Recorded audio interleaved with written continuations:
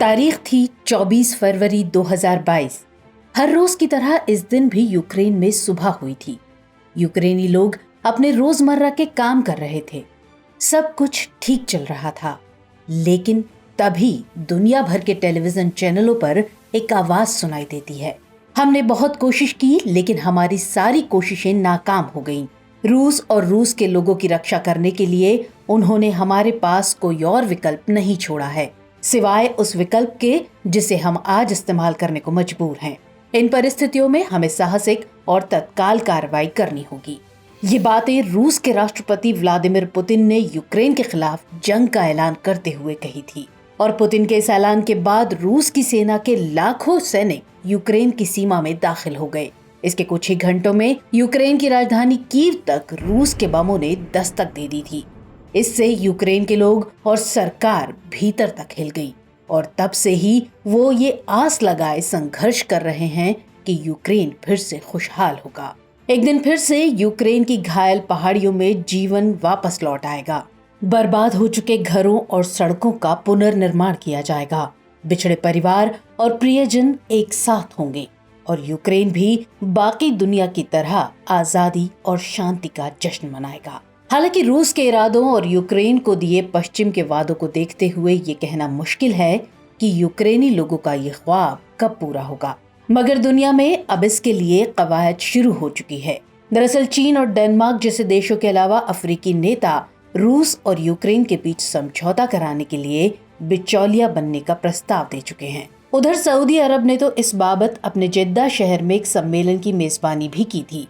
इसमें दुनिया भर के 40 देशों ने मिलकर यूक्रेन संकट के हल खोजने को लेकर विचार विमर्श किया था। इन देशों ने यूक्रेन के 10 सूत्रीय शांति प्रस्ताव पर सलाह मशवरा किया था। हालांकि युद्ध रोकने की दिशा में सम्मेलन कोई खास उम्मीद नहीं दे सका और यही वजह है कि अब जानकार मान रहे हैं कि रूस यूक्रेन युद्ध रोकने की दिशा में अगर समझौता होता है तो इसे सुविधाजनक बनाने के लिए मंगोलिया एक अद्वितीय जगह है। अब आप पूछेंगे कि भला मंगोलिया क्यों रूस यूक्रेन झगड़े के बीच में आएगा, तो आपके सवाल का जवाब हम आगे देंगे, मगर इससे पहले एक नजर मंगोलिया पर डाल लेते हैं। आपने चंगेज खान का नाम तो सुना ही होगा। जी हाँ, वही चंगेज खान जिसका नाम सुनते ही विरोधी खेमे के शासकों के होश फाख्ता हो जाते थे। वो कहीं और नहीं बल्कि मंगोलिया का ही निवासी था। मंगोलिया के इस आक्रमणकारी के भय से उस दौर के भारतीय राजा भी घबराते थे। इसे आप ऐसे समझ सकते हैं कि ख्वारिज्म पर आक्रमण के क्रम में जब चंगेज खान ख्वारिज्म के युवराज जलालुद्दीन मांगबरनी का पीछा करते हुए सिंधु नदी के तट पर आ पहुंचा, तो दिल्ली सल्तनत के तत्कालीन सुल्तान इल्तुतमिश ने साम्राज्य बचाने के लिए मांगबरनी की मदद करने से इनकार कर दिया था। दरअसल इल्तुतमिश ने समझदारी दिखाते हुए चंगेज खान की नाराजगी मोल न लेकर भारत को उसके कहर से बचा लिया था। चंगेज खान ने अपने आक्रमणों के दम पर ही मंगोलिया के झंडे को यूरोप तक बुलंद कर दिया था, मगर आज मंगोलिया एक शांतिपूर्ण कृषि प्रधान देश है।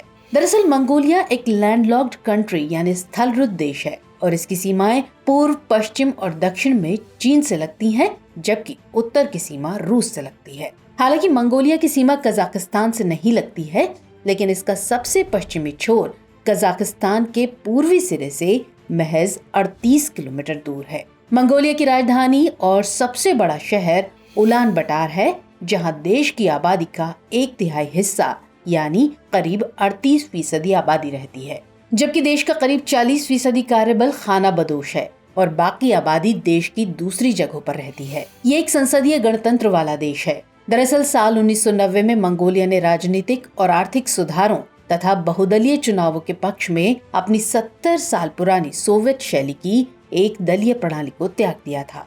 चलिए अब आपके सवाल पर आते हैं कि आखिर मंगोलिया रूस यूक्रेन के बीच बातचीत को आसान बनाने के लिए अद्वितीय कैसे है।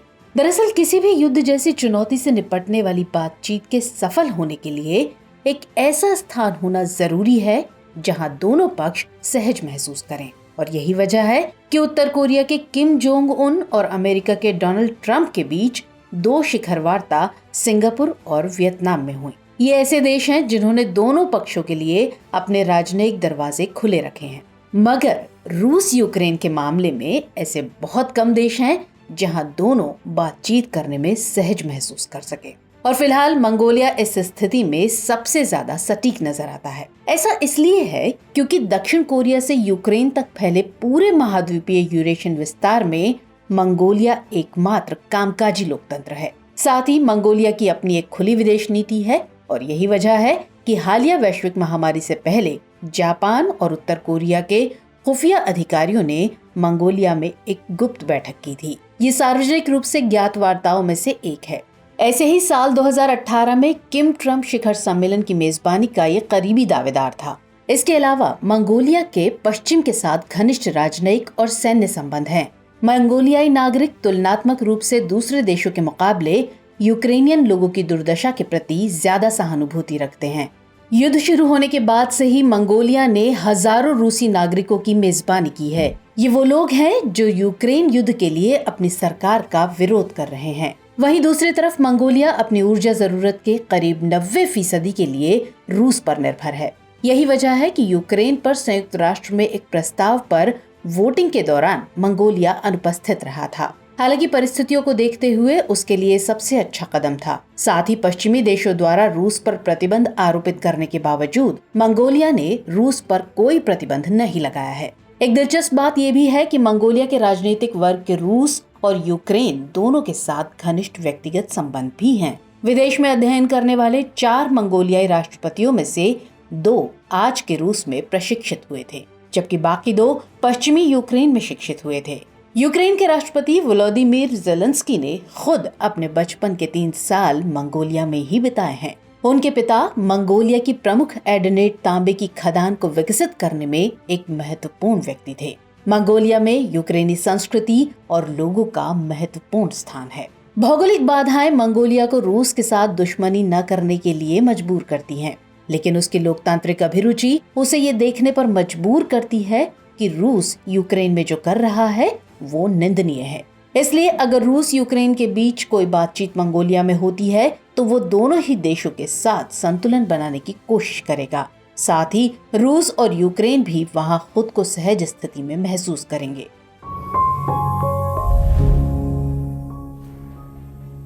अब बारी है इस कार्यक्रम के रविवारी विशेषांक यानी दुनिया मेरे आगे की, जिसमें हम बात करेंगे दूसरी अहम अंतर्राष्ट्रीय खबरों की। हाल ही में संयुक्त राष्ट्र एजेंसियों द्वारा जारी आंकड़ों से पता चला है कि सूडान युद्ध के कारण 1 लाख से ज्यादा सूडानी नागरिक पड़ोसी देशों में चले गए। अंतर्राष्ट्रीय प्रवासन संगठन द्वारा प्रकाशित नवीनतम साप्ताहिक आंकड़ों के अनुसार सूडान के भीतर विस्थापित लोगों की संख्या तकरीबन 34 लाख है। स्थिति को देखते हुए संयुक्त राष्ट्र एजेंसियों ने चेतावनी दी है कि देश के भीतर भोजन और महत्वपूर्ण सेवाओं की कमी के कारण लोगों की जान जा रही है।